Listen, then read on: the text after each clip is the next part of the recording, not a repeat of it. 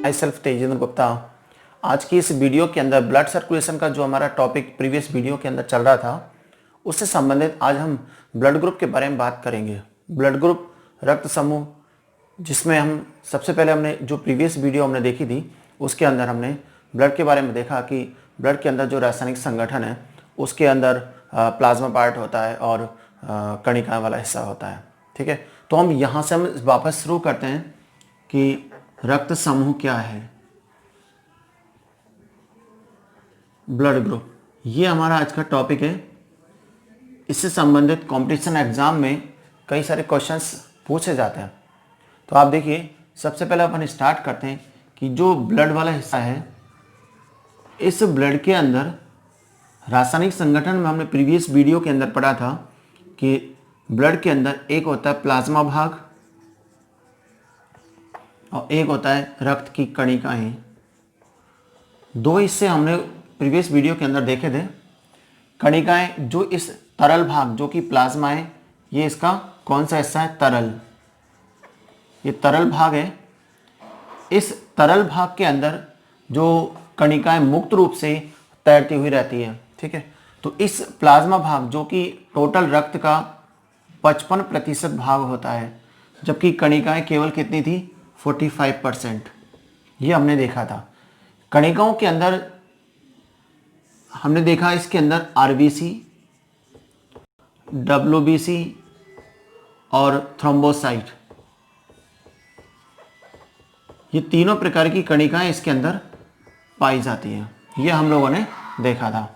ठीक है, तो अब ये देखिए, ये जो प्लाज्मा भाग है, जिसे अपन तरल भाग कहते हैं, जो कि हल्के पीले रंग का होता है, इस प्लाज्मा भाग के अंदर एंटीबॉडी उपस्थित होती है। क्या पाई जाती है इसके अंदर? एंटीबॉडी। एंटीबॉडी का जो मुख्य कार्य होता है वो है रोगाणुओं के संक्रमण के समय रोग प्रतिरोधी क्षमता का विकास करना। एंटीबॉडी का जो मुख्य कार्य है वो क्या होता है? जब शरीर में रोगाणु या एंटीजन प्रवेश करते हैं तो ये रोग प्रतिरोधी क्षमता, अर्थात ये शरीर के अंदर इम्यूनिटी पावर डेवलप करते हैं, प्रतिरोधी क्षमता का विकास करते हैं, जिससे शरीर की सुरक्षा होती है। एंटीबॉडी को हम स्मॉल लेटर में, एंटीबॉडी को स्मॉल लेटर में प्रदर्शित किया जाता है, जैसे कि एंटीबॉडी ए, एंटीबॉडी बी। जहां भी स्मॉल लेटर आपको ए बी दिखाई दे तो वो क्या कहलाते हैं? एंटीबॉडी। तो एंटीबॉडी को स्मॉल लेटर के अंदर प्रदर्शित किया जाता है। इनकी यदि संरचना की बात करें, एंटीबॉडी की जो संरचना है उसकी बात करें तो आप देखिए, ये इनकी संरचना ऐसे होती है।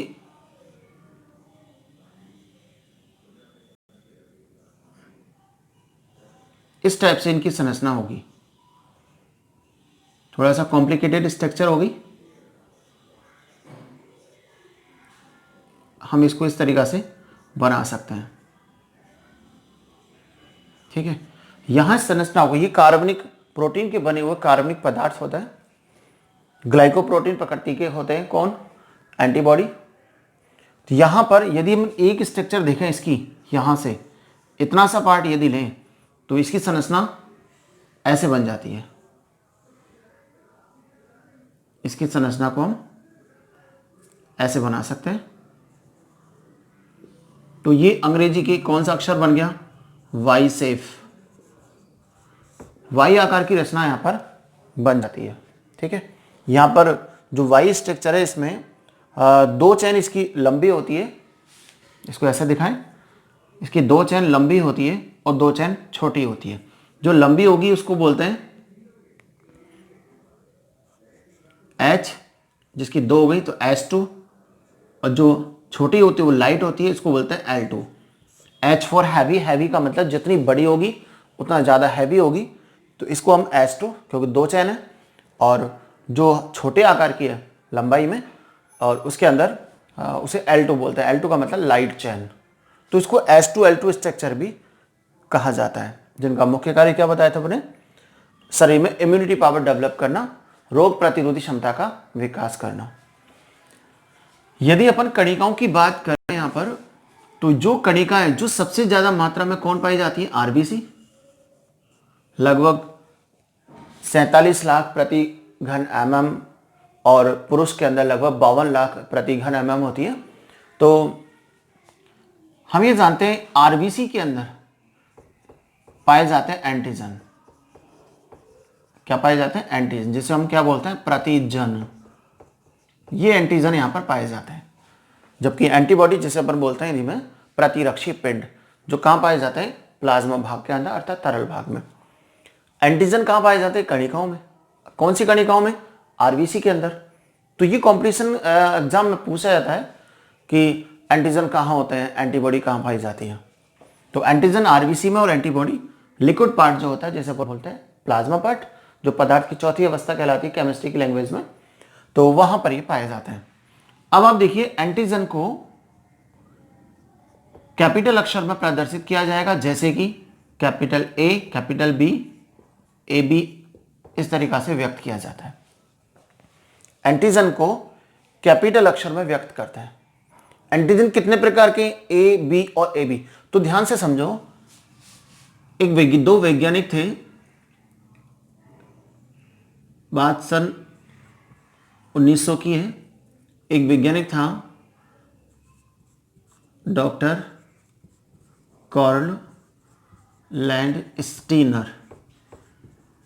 इस वैज्ञानिक ने देखा कि रक्त के अंदर जो एंटीजन है, एंटीबॉडी है, इनकी उपस्थिति और अनुपस्थिति के आधार पर सन 1900 के अंदर एंटीजन और एंटीबॉडी की उपस्थिति और अनुपस्थिति के आधार पर इन्होंने 3 रक्त समूहों की खोज की।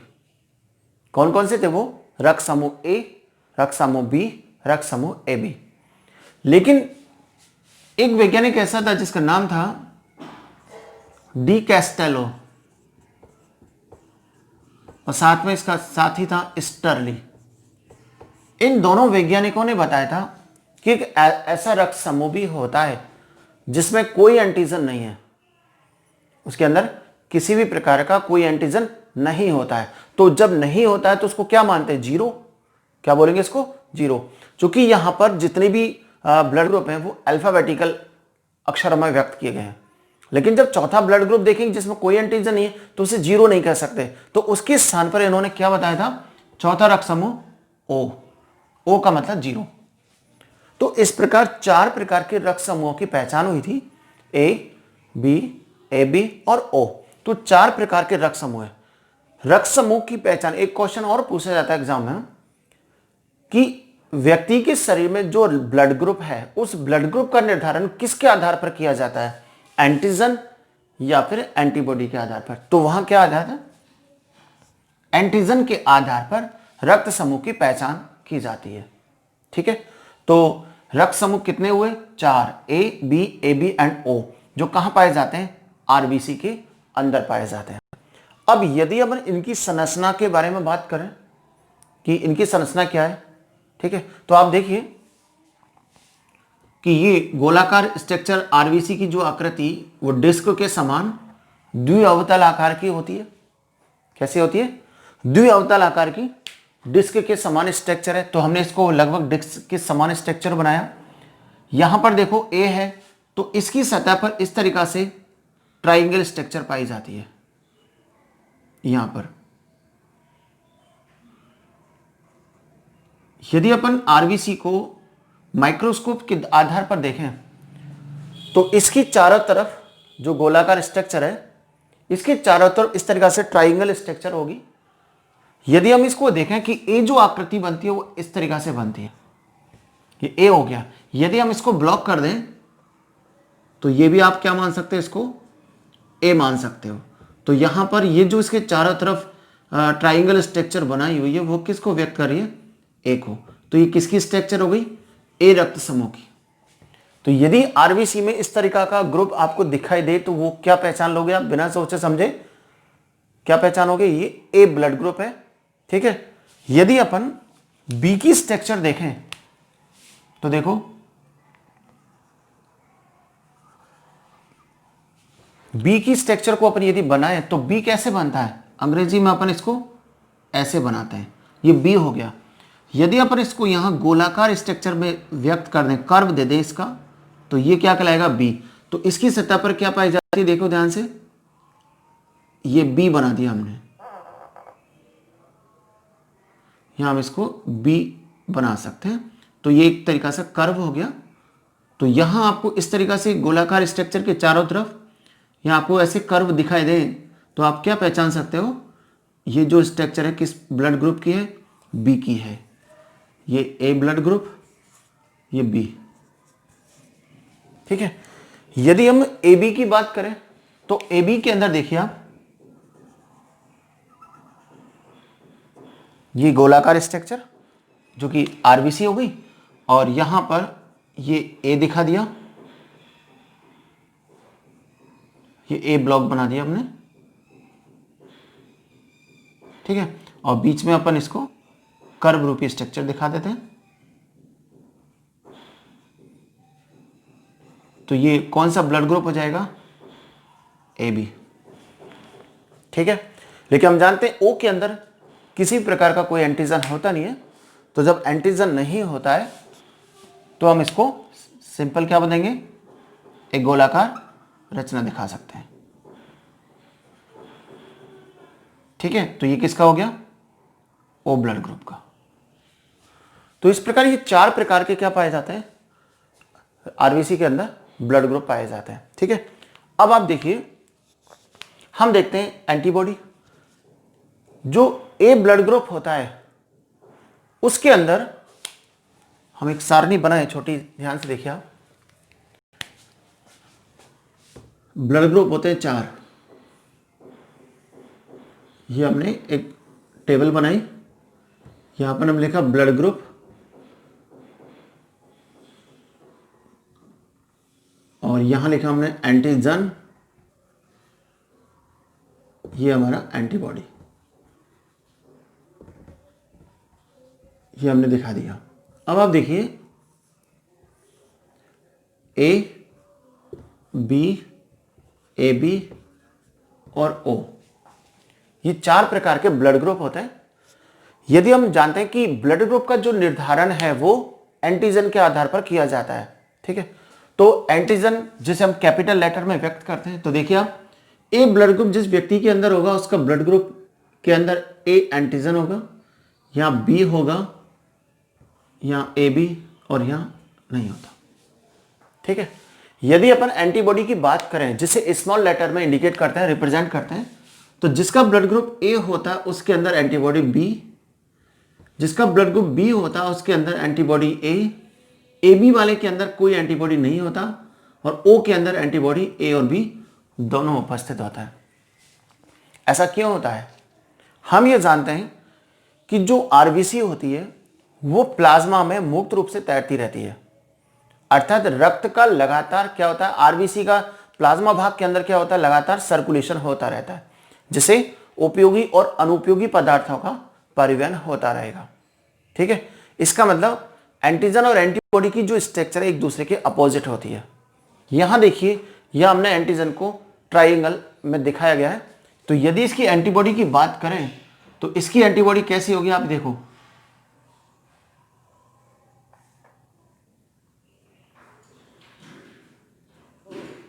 यहां पर इसकी एंटीबॉडी दिखाएं, तो इसकी एंटीबॉडी को अपन यहां से कर्व दिखाते हैं। ये देखिए आप, ये इसकी एंटीबॉडी होती है।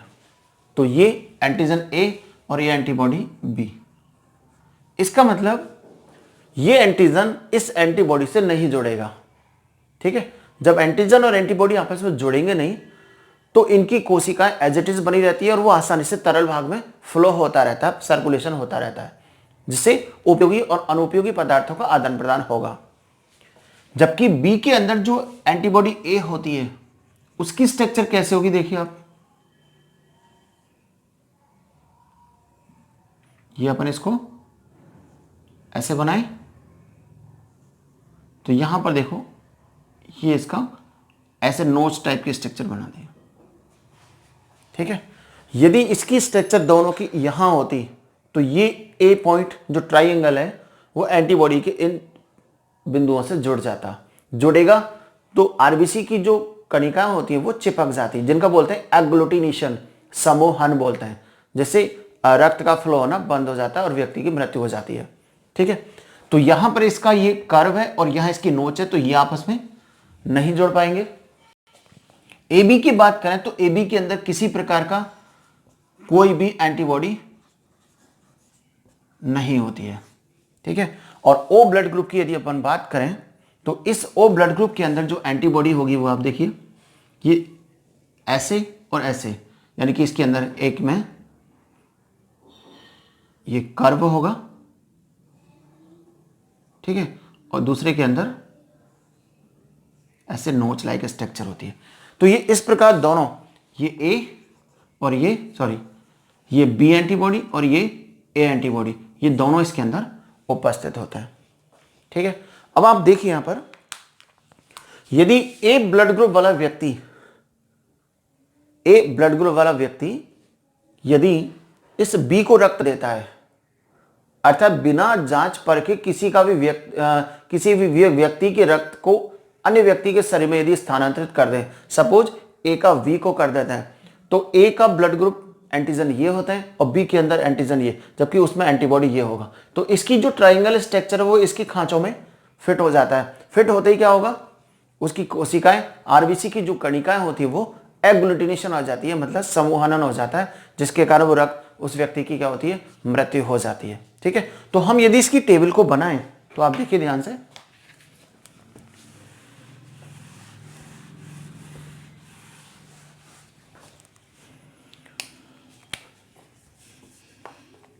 कि ब्लड ग्रुप थे 4, ए बी और ओ, ये 4 प्रकार के ब्लड ग्रुप थे। ए बी वाला व्यक्ति ए से ब्लड ले सकता है क्योंकि ए बी के अंदर कोई भी एंटीबॉडी नहीं होता है। ए बी बी से भी रक्त को ले सकता है, ए बी वाला ओ से भी रक्त ले सकता है और ए बी वाला ए से भी रक्त ले सकता है। क्योंकि ए बी के अंदर एंटीबॉडी नहीं होते हैं, इस कारण ये किसी से भी रक्त को ले सकता है। अतः इसको हम क्या बोलते हैं, यूनिवर्सल एक्सेप्टर बोलते हैं, कि अर्थात सार्वत्रिक ग्राही। ठीक है, जबकि ए बी वाला ए बी को रक्त दे सकता है, अपने ही ब्लड वाले को दे सकता है, बी रक्त समूह वाले को दे सकता है और बी से ले भी सकता है। ए बी वाला ए से ले सकता है और ए को दे भी सकता है, लेकिन ओ वाला केवल ओ से लेगा और ओ को देगा भी। बी ओ से लेगा, ए भी ओ से लेगा। तो हमने क्या देखा कि जो ए बी वाला है वो सभी से रक्त ले सकता है, ए से, बी से, ए बी से और ओ से, इसलिए हमने इस ए बी को क्या माना, सार्वत्रिक ग्राही। जबकि ओ रक्त समूह वाला जो व्यक्ति है वो केवल अपने ही रक्त समूह वाले व्यक्ति से रक्त लेगा, जबकि अन्य सभी रक्त समूह वाले व्यक्तियों को रक्त दे सकता है। तो हमने क्या देखा, सार्वत्रिक जो दाता है वो ओ होता है। क्यों? क्योंकि ये अपने ही रक्त समूह वाले व्यक्ति से रक्त लेगा और देगा किसको, ए बी एंड ओ। इसलिए हम इस ओ रक्त समूह को क्या बोलते हैं, यूनिवर्सल दाता। ठीक है, यूनिवर्सल सार्वत्रिक दाता, यूनिवर्सल डोनर के नाम से जानते हैं। ठीक है, तो इस तरीका से ये 4 रक्त समूह हैं जिनकी पहचान हुई थी। अब आप एक चीज और देखिए कि ओ रक्त समूह वाला जो व्यक्ति होता है जिसमें एंटीबॉडी ए और एंटीबॉडी बी दोनों उपस्थित होते हैं। ठीक है, एंटीबॉडी का जो मुख्य कार्य वो क्या होता है, इस शरीर में इम्यूनिटी पावर डेवलप करना, रोग प्रतिरोधी क्षमता का विकास करना होता है। इसका मतलब जिस व्यक्ति का रक्त समूह ओ है जिसमें सबसे ज्यादा क्या होती है, एंटीबॉडी होती है, तो हम ये कह सकते हैं वो कम बीमार होता है। ठीक है, जबकि ए बी रक्त समूह वाला जो व्यक्ति है जिसके अंदर दोनों प्रकार की एंटीबॉडी नहीं होती है, अर्थात उसमें इम्यूनिटी पावर कम होती है, तो वो शायद ज्यादा बीमार होता है, यानी कमजोर प्रकृति का होता है। तो ये एक बात जिसके अंदर हमने क्या देखा था कि रक्त समूह क्या होगा। ठीक है, तो आपको ये समझ में आया होगा। आप अपने रक्त समूह के अंदर आसानी से ये देख सकते हैं कि हमारे अंदर कौन सा ब्लड ग्रुप है, तो उसके अंदर एंटीजन की स्ट्रक्चर क्या होती है, एंटीबॉडी की स्ट्रक्चर क्या होती है। ठीक है।